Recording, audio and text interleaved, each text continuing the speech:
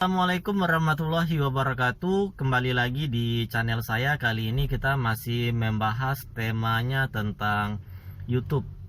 Jika di video-video sebelumnya saya sudah bahas bagaimana caranya menjadi YouTubers, kemudian berapa potensi gajinya, cara mencari subscriber, dan terakhir cara mencari 4000 jam tayang.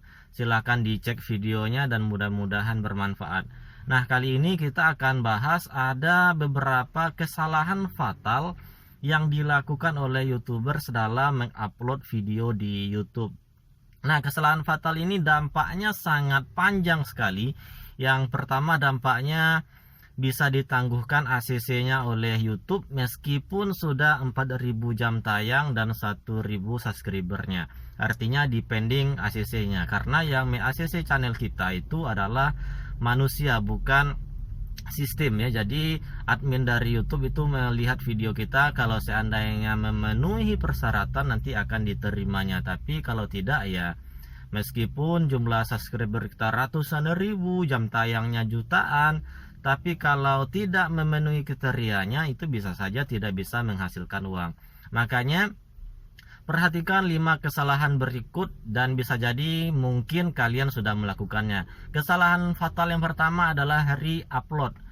Nah, re-upload ini banyak kategorinya. Misalnya kita pernah upload setahun yang lalu videonya, lalu tahun ini kita upload lagi ini, meskipun videonya milik kita, ini masuk kategori re-upload dan YouTube sangat tidak menyukai ini. Nah, apalagi konten orang yang kita upload.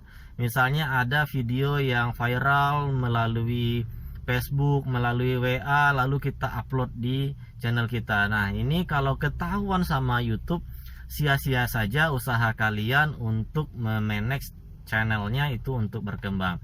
Jadi jangan sekali-sekali upload konten yang sifatnya milik orang lain ya, re-upload. Misalnya ketemu video di Facebook, di WA grup dan seterusnya, jangan sekali-sekali diupload di channel kita meskipun judulnya itu tidak sama dengan judul yang milik orang lain. Nah, artinya YouTube ini algoritmanya sudah sangat canggih, jadi jangan sekali-sekali re-upload.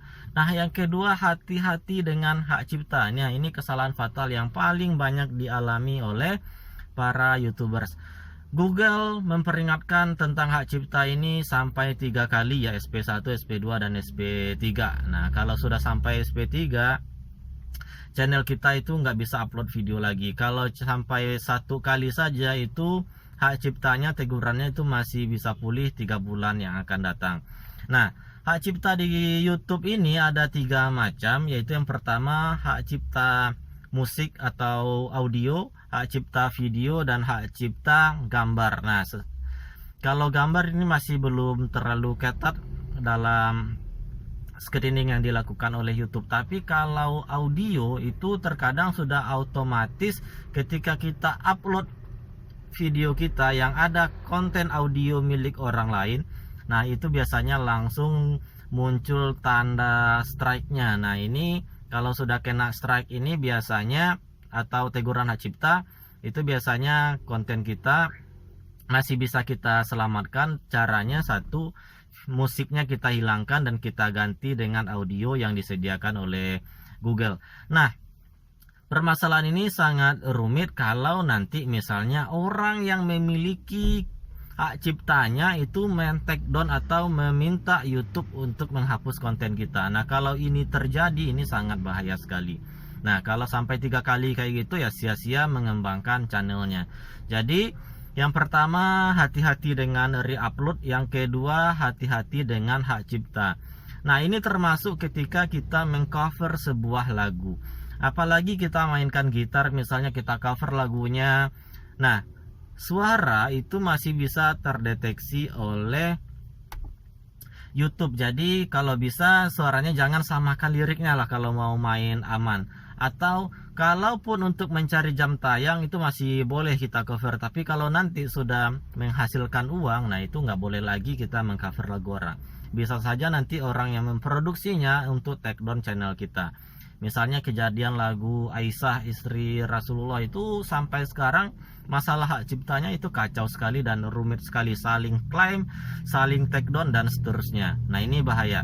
Nah, yang ketiga, kesalahan fatal yang sering dilakukan oleh YouTubers adalah mengenai durasi video. Nah, ini sangat sedih sekali, masa membuat video durasinya hanya 30 detik. Kita mau mencari 4000 jam tayang, kalau seandainya video kita durasinya hanya 30 detik, itu ya orang nontonnya hanya 1000 orang nontonnya, itu masih belum ada artinya. Jadi bahkan 1 menit itu masih waktu yang sedikit untuk sebuah video. Nah, saya menyarankan buatlah video dengan durasi 3-8 menit. Jangan lebih dari 8 dan jangan sampai kurang dari 3 menit. Karena rata-rata orang nonton video kita itu rank waktunya 2-4 menit. Jadi buatlah konten yang bermutu, yang kualitasnya kalau bisa di bawah 10 menit dan di atas 1 menit. Kalau normalnya 3-8 menit. Nah, yang keempat, kesalahan fatalnya banyak YouTubers yang memulai membuat video itu misalnya dibuatnya semacam presentasi, kemudian suaranya menjelaskan narasi dari presentasinya itu menggunakan suara seperti suara dari Google Map. Nah, misalnya belok kiri, belok kanan, dan ini yang dibacakannya adalah teksnya. Ini sangat tidak disukai oleh YouTube.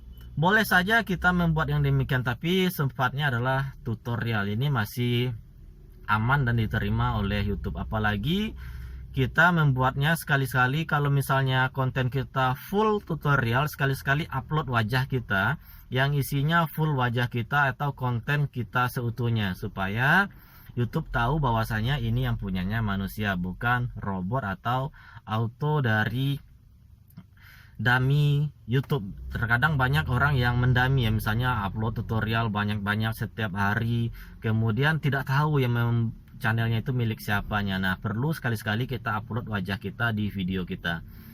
Nah, kemudian yang kelima, kesalahan fatal yang sering dilakukan oleh para YouTubers adalah melakukan promosi sampah atau spam. Contohnya seperti ini. Kita buat video di YouTube judulnya ABCD. Kemudian kita promosikan di YouTube kita. Di YouTube tadi kita promosikan di media sosial kita dengan judul yang sama, ABCD, kemudian kita pastikan linknya.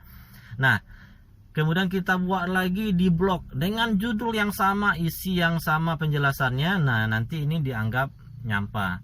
Nah, sebaiknya kalau mempromosikan channel kita atau video kita, itu gunakan saja menu share yang ada di YouTube, kemudian kasih kata pengantar yang misalnya kalau judul kita ABCD, kita bisa balikkan atau kita kombinasikan kata-katanya jadi tidak menyerupai, atau kita rubah kata-katanya itu menjadi sesuatu yang lebih menarik lagi, supaya tidak teridentifikasi kita itu menyampah. Apalagi misalnya dalam waktu 30 detik misalnya kita serentak promosikan di banyak media, itu nanti bisa terdeteksi oleh YouTube sebagai kita melakukan tindakan spam atau sampah. Nah, ini beberapa tindakan yang sering dialami oleh YouTubers dan dampaknya sangat fatal. Jadi jangan sekali-sekali re-upload, kemudian perhatikan hak cipta, kemudian perhatikan lagi durasi video kita, kemudian perhatikan lagi konten kita. Jangan sampai nanti kita tidak pernah upload video yang berhubungan dengan wajah kita sama sekali. Jangan hanya nanti suara saja yang kita upload, atau jangan sampai hanya gambar saja yang kita upload, ya YouTube sangat tidak suka. Kemudian perhatikan lagi, jangan sampai kita melakukan tindakan menyampah atau spam. Ini sangat berbahaya. So, dengan memperhatikan 5 hal ini, mudah-mudahan channel kalian bisa berkembang dengan baik. Sampai jumpa di video selanjutnya. Assalamualaikum warahmatullahi wabarakatuh.